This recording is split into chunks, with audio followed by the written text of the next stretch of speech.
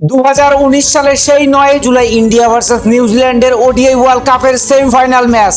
লাখ লাখ কোটি কোটি ভারতীয় cricket fan যারা কিনা ফাইনালের স্বপ্ন দেখতেছিল, আর ঠিক সেই মুহূর্তেই চলে এসে সেখানে বৃষ্টি, আর সেই বৃষ্টির জন্য খেলা গড়ায় ঠিক পরের দিন অর্থাৎ 10 জুলাই ঠিক 241 রান তাড়া করতে নেমে আমাদের টিম ইন্ডিয়া বেশ কয়েকটা গুরুত্বপূর্ণ উইকেট সেই মুহূর্তেই হারিয়ে ফেলে। তখন মনে হচ্ছিল সমস্ত কিছু যেন শেষ হয়ে গেছে, আমাদের স্বপ্নগুলো যেন ভেঙে গেছে, কিন্তু না, তখনও দাঁড়িয়েছিল রবীন্দ্র জাদেজা এবং আমাদের ক্যাপ্টেন গোল এমএসডি। আমাদের স্যার জাদেজার সেই দুর্দান্ত ইনিংসটা আমাদের ভারতকে জেতার আলো দেখালেও সেই রান আউট, সেই মহেন্দ্র সিং ধোনির রান আউটটা প্রত্যেকটা ইন্ডিয়ান ক্রিকেট ফ্যানের স্বপ্ন, দুঃখ সমস্ত কিছুকে ভেঙে দিয়েছিল। আর সেই রান আউটের পরেই আমাদের টিম ইন্ডিয়া নিউজিল্যান্ডের কাছে 18 রানে হেরে পুরো ওয়ার্ল্ড কাপ থেকে বেরিয়ে চলে আসে, বিদায় নিয়ে আসে। দেখো, সেদিন শুধুমাত্র এটা ম্যাচ হারেনি ভারত, সেটা সেদিন পুরো ভারতীয়, পুরো 150 কোটি মানুষের মনের হৃদয় ভেঙে দিয়েছিল। আর ঠিক সেই দিনটাতেই, এত বড় দুঃখের দিনটাতেই আমাদের